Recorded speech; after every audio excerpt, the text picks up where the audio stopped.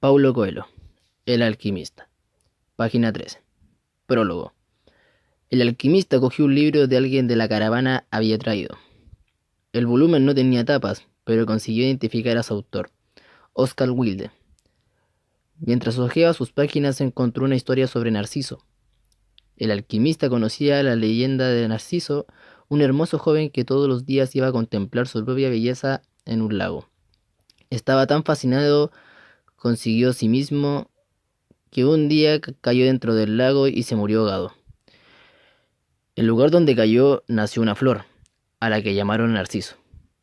Pero no era así como Oscar Wilde acababa la historia.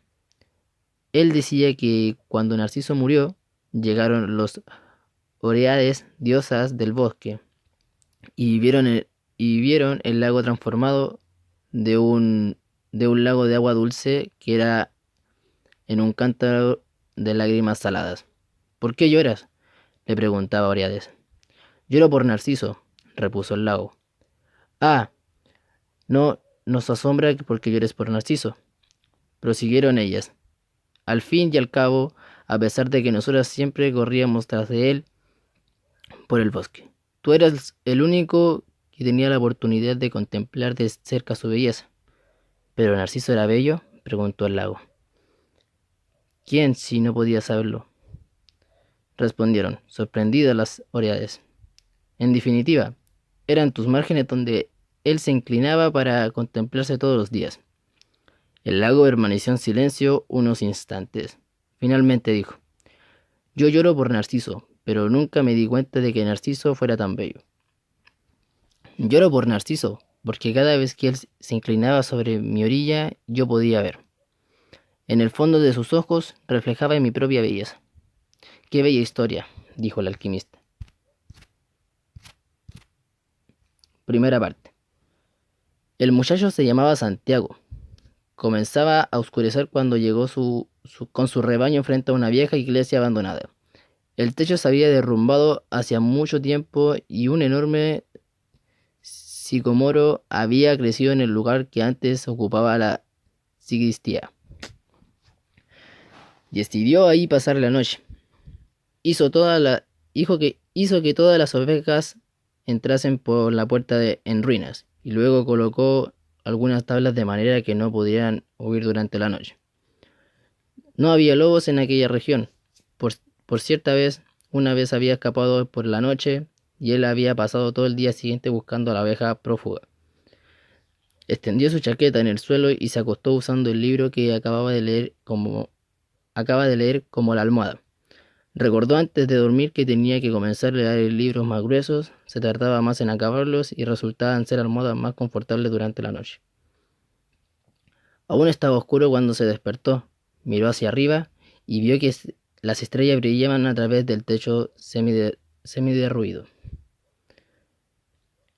Hubiera querido dormir un poco más, pensó. Había tenido el mismo sueño que la semana pasada y otra vez se había despertado antes del final. Se levantó y tomó un trago de vino. Después cogió el cayado y empezó a despertar a las ovejas que aún dormían. Se habían dado cuenta de que en cuando él despertaba, la mayor parte de animales también lo hacía. Como si hubiera alguna misteriosa energía que uniera su vida a la de esas ovejas desde hace 2 años, recorría con él la tierra en busca de agua y alimento. Ya se han acostumbrado tanto a mí que conocen mis horarios, dijo la voz baja. Reflexionó en un momento y pensó que también podría ser lo contrario. ¿Quién fuera oveja? No. ¿Qué fuera él que se hubiese acostumbrado al horario de las ovejas? Algunas de ellas, no obstante, tardaban un poco más en levantarse. El muchacho la despertó por una con su cayado, llamando a cada por cual su nombre. Siempre había creído que las ovejas eran capaces de entender lo que él les decía, por eso de vez en cuando los leía. Les leía fragmentos de los libros que le habían impresionado, o les hablaba de la soledad y la alegría de un pastor en el campo, o les comentaba las últimas novedades que veía en las ciudades por las que solía pasar. En los 2 últimos días, sin embargo, el asunto no se preocupaba. No había sido más que uno. La hija del comerciante que vivía en la ciudad donde llegarían dentro de 4 días, solo había estado allí una vez, el año anterior. El comerciante era dueño de una tienda de tejidos y le gustaba presenciar siempre el esquileo de las ovejas para evitar falsificaciones. Un amigo le había indicado la tienda y el pastor llevó ahí sus ovejas. «Necesito venderla», le dijo el comerciante. La tienda del hombre estaba llena y el comerciante rogó al pastor que esperase hasta el atardecer y el muchacho se sentó en la acera del frente de la tienda y sacó un libro de su zurrón. No sabía que los pastores fueran capaces de leer libros, dijo una voz femenina a su lado. Era una joven típica de una región indalucia, con sus cabellos negros, lisos y unos ojos que recordaban vagamente a los antiguos conquistadores moros. Es porque las ovejas enseñan más que los libros, respondió el muchacho. Se quedaron conversando durante más de 2 horas. Ella le contó que era hija de un comerciante y le habló de la vida de la aldea, donde cada día era igual que el día anterior. El pastor le habló de los campos de Andalucía y sobre las últimas novedades que había visto en la ciudad que había visitado. Estaba contento por no tener que conversar siempre con las ovejas. «¿Cómo aprendiste a leer?», le preguntó la moza en un momento dado. «Como todo el mundo», repuso el chico, «yendo a la escuela. Y si sabes leer, ¿por qué no eres más que un pastor?». El muchacho dio una disculpa cualquiera para no responder a aquella pregunta. Estaba seguro de que la muchacha jamás lo entendería. Siguió contando sus historias de viajes y ojillos moros se abrían y se cerraban en espanto y sorpresa. A medida que transcurría el tiempo, el muchacho comenzó a desear que aquel día no acabase nunca, que él parte del joven que seguiría ocupado durante mucho tiempo y mandase la esperanza de 3 días. Se dio cuenta de que estaba haciendo algo que nunca antes había sentido. La ganas de quedarse y vivir en una ciudad para siempre, con la niña de los cabellos negros. Los últimos días serían... Los días nunca serían iguales. Pero el comerciante finalmente llegó y le mandó a esquilar 4 ovejas. Después le pagó lo estipulado y le pidió que volviera el año siguiente. Ahora faltaban apenas 4 días para llegar nuevamente a la misma aldea. Estaba excitado y al mismo tiempo se sentía inseguro. Tal vez la chica ya lo hubiera olvidado. Por allí pasaron muchos pastores a vender lana. «No me importa», dijo el muchacho de sus ovejas. «Yo también conozco a otras chicas en otras ciudades». Pero en el fondo de su corazón sabía que se importaba. Y tanto que los pastores como los mineros como los viajantes de comercio siempre conocían una ciudad donde había alguien capaz de hacerle olvidar la alegría de viajar libres por el mundo. Comenzó a rayar el día. El pastor colocó las ovejas en dirección al sol. Ellas nunca necesitaban tomar una decisión, pensó. Quizás por eso permanecen siempre tan cerca a mí. La única necesidad que las ovejas sentían era la del agua y la comida. Mientras el muchacho conoce los mejores pastos de Andalucía, ellas continuarían siendo sus amigas, aunque los días fueran todos iguales. Con largas horas arrastrándose entre medio del nacimiento y la puesta del sol, aunque jamás hubiera leído solo un libro en su corta vida, y no conociera la lengua de los hombres que contaban las novedades en las aldeas. Ellas estaban contentas con su alimento, y eso bastaba. En cambio, ofrecían generosamente su lana, su compañía y de vez en cuando su carne. Si hoy no me volvieran un monstruo y decidiese matarlas una por una, ellas solo se darían cuenta cuando casi todo el rebaño hubiese sido exterminado, pensó el muchacho. ¿Por qué confían en mí y se olvidaron de confiar en su propio instinto? Solo porque llevo hasta el agua y comida. El muchacho comenzó a extrañarse sus propios pensamientos. Quizás la iglesia, con aquel sicomoro creciendo dentro, estuviese embrujada. Había hecho que soñarse al mismo tiempo por segunda vez. Y él estaba provocando una sensación de rabia contra sus compañeras. Siempre tan fiel les bebió un nuevo trago del vino que le habían sobrado de la cena de la noche anterior, y apretó contra el cuerpo su chaqueta. Sabía que dentro de unas horas Con el sol alto, el calor sería tan fuerte que no podría conducir a las ovejas por el campo. Era la hora en que toda España dormiría en el verano. El calor se prolongaba hasta la noche y durante todo el tiempo él tenía que cargar con la chaqueta. No obstante, cuando pensaba que en quejarse de su peso, siempre se acordaba de que gracias a ella no había sentido frío por la mañana. Teníamos que estar siempre preparados para las sorpresas del tiempo. Pensaba entonces, y si sentía agradecido por el peso de la chaqueta. La chaqueta tenía una finalidad y el muchacho también.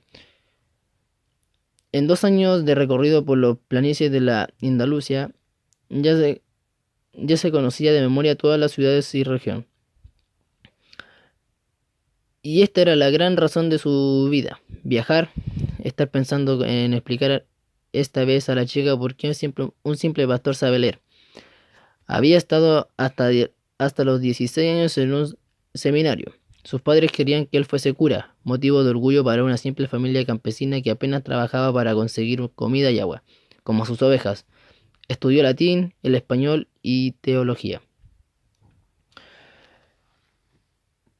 Pero, pero desde niño soñaba con conocer el mundo y eso no era más importante que conocer a Dios y los pecados de los hombres. Cierta tarde, al visitar a su familia, se había armado de valor y le había dicho a su padre que no quería ser cura y que quería viajar.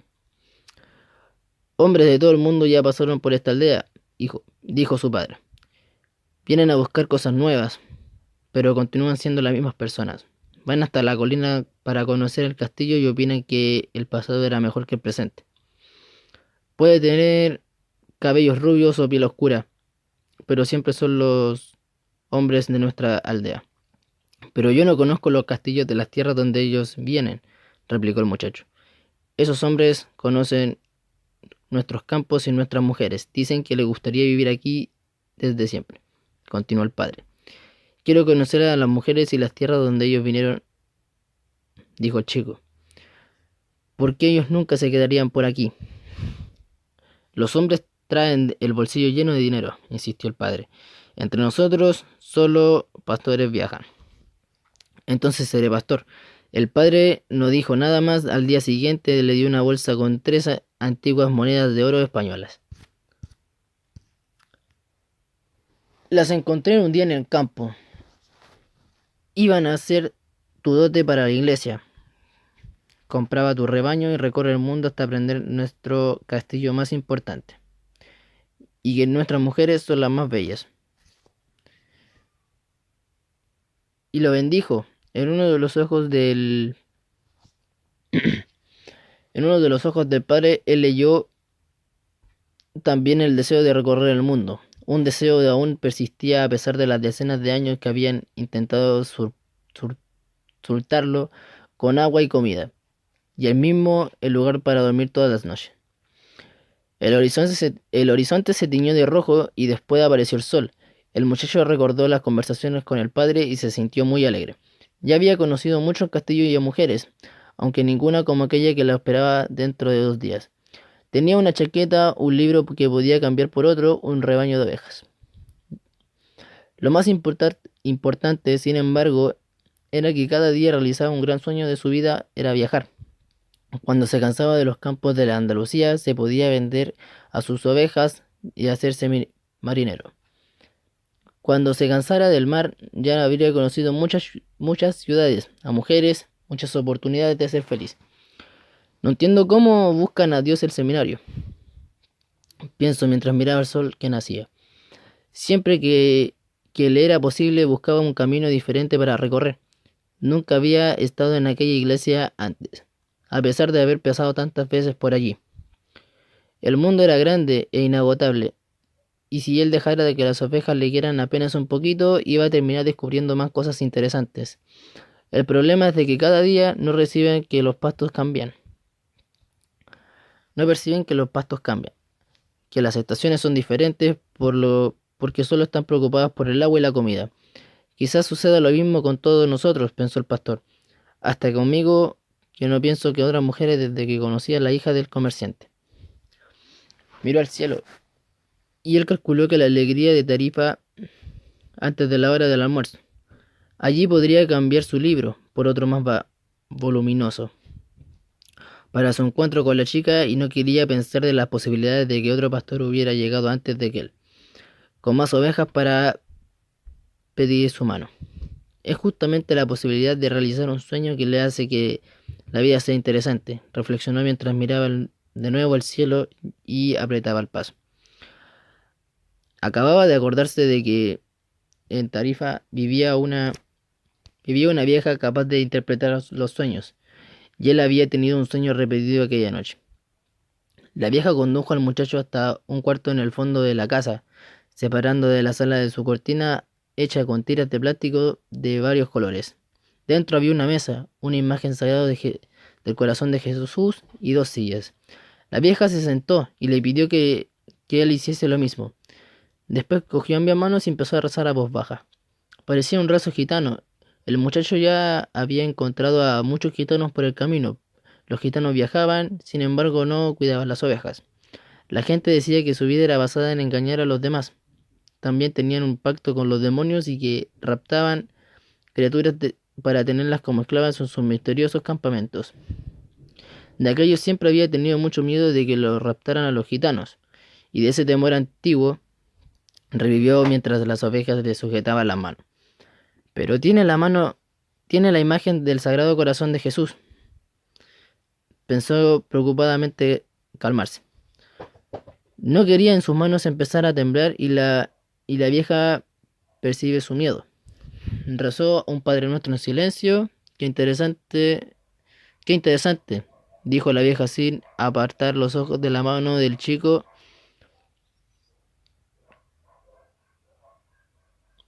y volvió a guardar silencio. El chico se estaba poniendo nervioso, sin poder impedirlo, sus manos empezaron a temblar y la vieja se dio cuenta. Él la retiró rápidamente. No he venido aquí para que lea mis manos, dijo, ya me arrepentí de haber entrado en aquella casa. Pensó por un momento que era mejor pagar la consulta e irse de allí, sin saber nada. Le estaba dando demasiada importancia a un sueño repetido. Tú ya has venido a saber de sueños, le respondió la vieja. Y los sueños del lenguaje son el lenguaje de Dios, que le habla del lenguaje del mundo.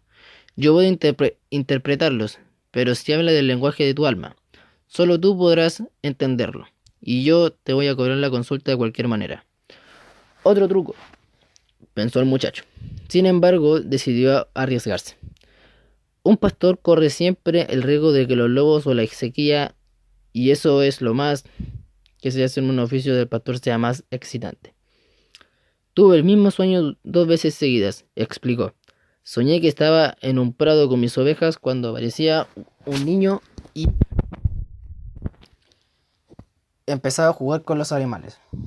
No me gusta que me molesten a mis ovejas, pero se asustan de los extraños. Pero los niños siempre consiguen tocar a los animales sin que ellos se asusten. No sé por qué. No sé cómo pueden saber los animales de la edad de los seres humanos. Vuelve atrás sus sueños, ordenó la vieja. Tengo una olla en el fuego. Además tienes poco dinero y no puedes comprar todo mi tiempo. El niño seguía jugando con las ovejas durante algún tiempo. Continuó el muchacho un poco presionado, y de repente me cogía de la mano y me llevaba hasta la pirámide de Egipto. El chico esperó un poco a ver si la vieja sabía lo que eran las pirámides de Egipto.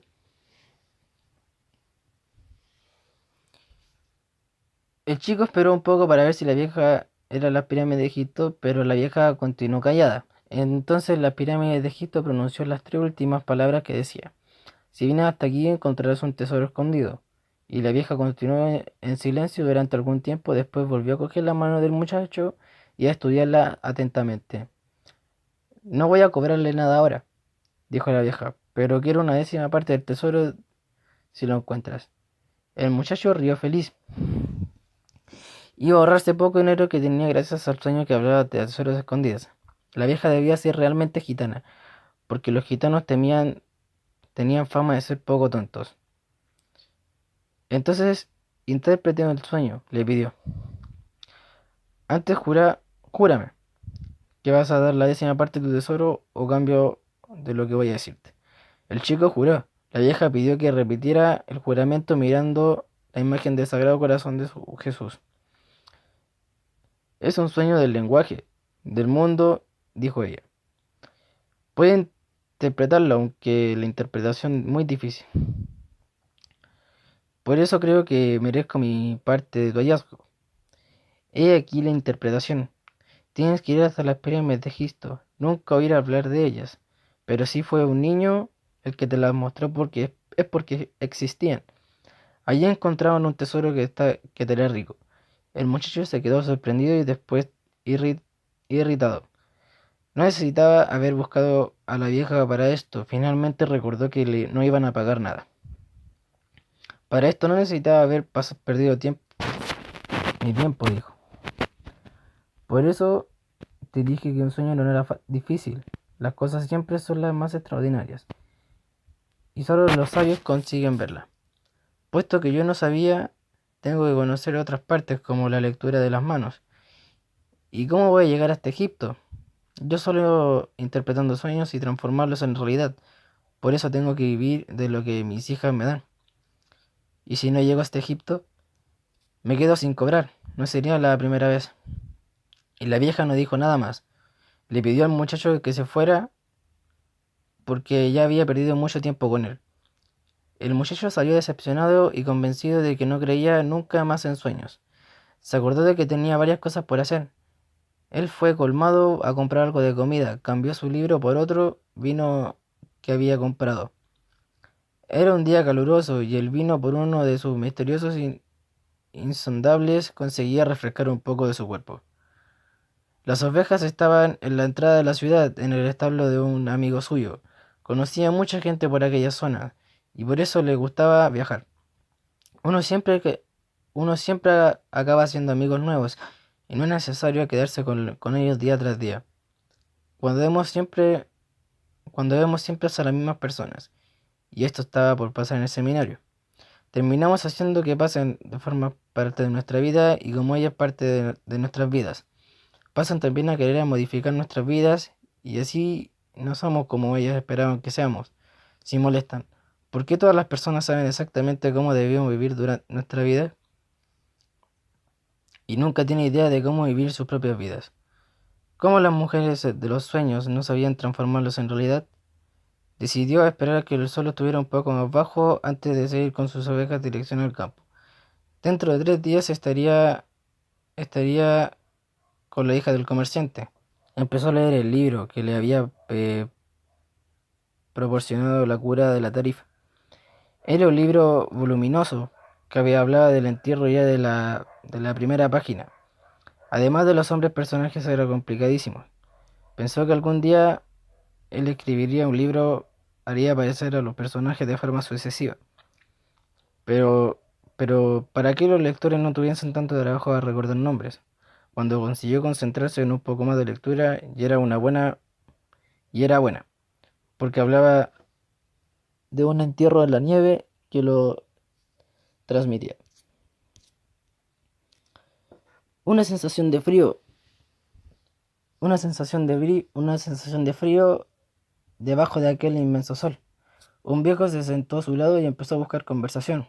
¿Qué estás haciendo?, preguntó el viejo señalando a las personas en la plaza.